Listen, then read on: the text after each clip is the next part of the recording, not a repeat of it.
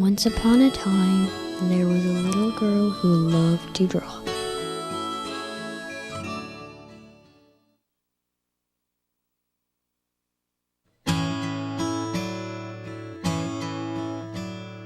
This is the sketch that Barbara drew. This is the pooch that posed for the sketch that Barbara drew. This is the nap that rested the pooch that posed for the sketch that Barbara drew. This is the lap that nestled the nap that rested the pooch that posed for the sketch that Barbara drew.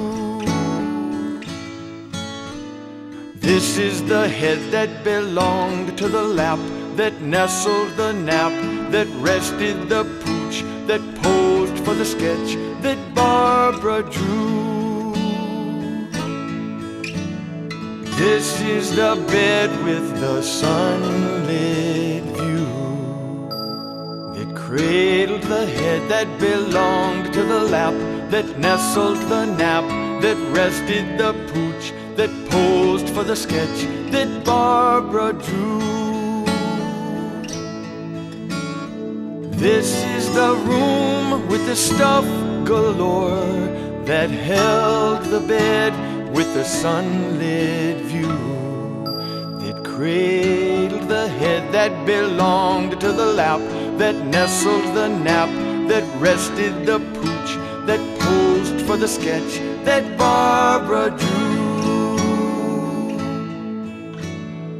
These are the flowers, the gifts of friends that shared the room with the stuff galore that held the bed with the sunlit view that cradled the head that belonged to the lap that nestled the nap that rested the pooch that posed for the sketch that Barbara drew. These are the children who loved the artist, admired by friends who brought the flowers that shared the room with the stuff galore that held the bed with the sunlit view that cradled the head that belonged to the lap that nestled the nap that rested the pooch that posed for the sketch that Barbara drew.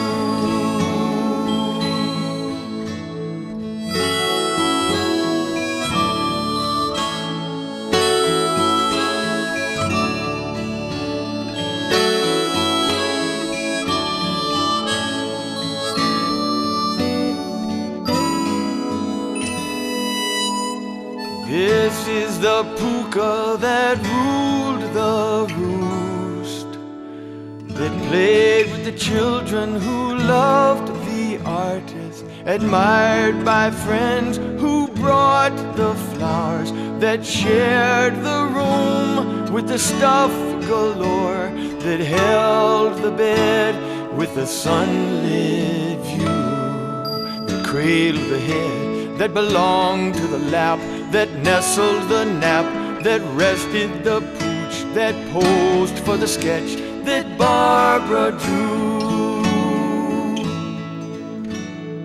This is the spirit of friendship warm that tamed the puka that ruled the roost, that played with the children who loved the artist, admired by friends who brought the flowers, that shared the room with the stuff galore, that held the bed with the sunlit view,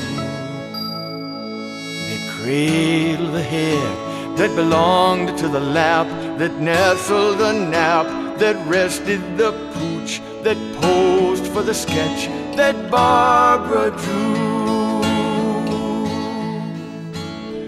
This is the sketch that Barbara drew. This is the sketch that Barbara drew.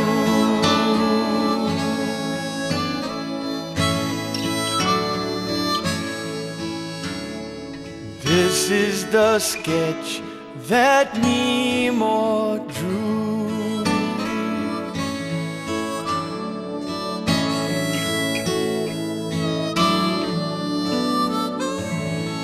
This is a sketch that Nemo drew.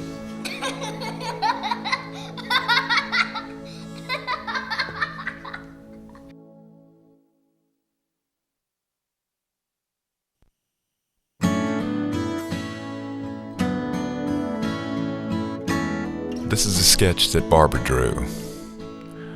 Barbara Golden Pound was a remarkable artist, wife, mother, sister, and friend. As so many people have said, she was something else. Toward the end of her life, Barbara was confined to her bed with multiple sclerosis.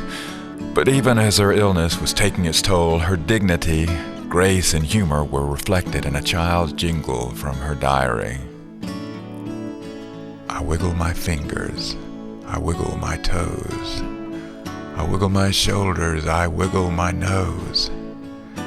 Now no more wiggles are left in me, so I will be still as can be. As her MS worsened and doctors could do little to improve her condition, a friend suggested that an older dog might work wonders. This was how Julie came into her life, a stray chihuahua that had been plucked from the street and was in need of a home. Julie was a real miracle, a cozy comforter and the perfect model for an artist who had all but given up on the ability of her hand to even hold a pencil. For someone who claimed that her drawing days were over, Julie brought forth dozens upon dozens of sketches from Barbara's pen.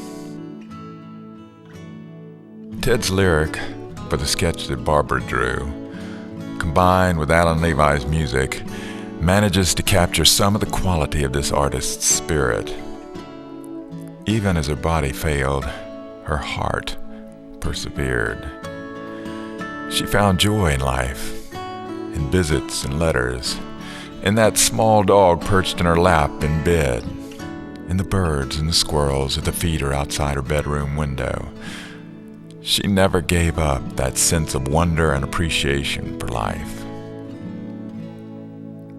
Barbara made for herself, quoting Ruskin, a list against the evil days of lovely things to hold in memories, a nest of pleasant thoughts, bright fantasies, satisfied memories, noble histories, faithful sayings, treasure houses of precious and restful thoughts which care cannot disturb, or pain make gloomy, nor poverty take away from us. Barbara could appreciate the grand gesture.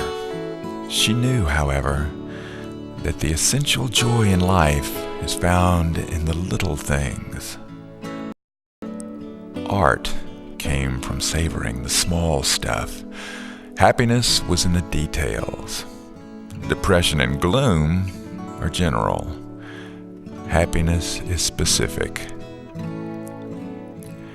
She loved her family. She loved being a twin. She loved her friends and community. She loved animals of all sorts, especially strays and elephants. She loved children, artists, poets and ideas, journals and sketchbooks, and sunflowers. Lots and lots of sunflowers. So there was Julie, a small, restless lump under the spread, a thump of tail, a quiver of excited energy. As Barbara reached out, with deliberateness and difficulty, to place a hand on Julie's flank, you could see that she still felt a tenderness toward experience. Barbara had that touch that says, I find this world, no matter how hard, worth participating in. And this, I think, is the lesson she would like to leave with us. No matter what you may lose, it is still possible to respond with tenderness. Let nothing worthwhile escape your notice or be taken for granted. As she quoted from Emerson, I embrace the common. I explore and sit at the feet of the familiar, the low. Give me insight into today. Barbara could turn the familiar into an adventure, or transform any moment into a meaningful journey. Ever she sought the best. Ever she found it.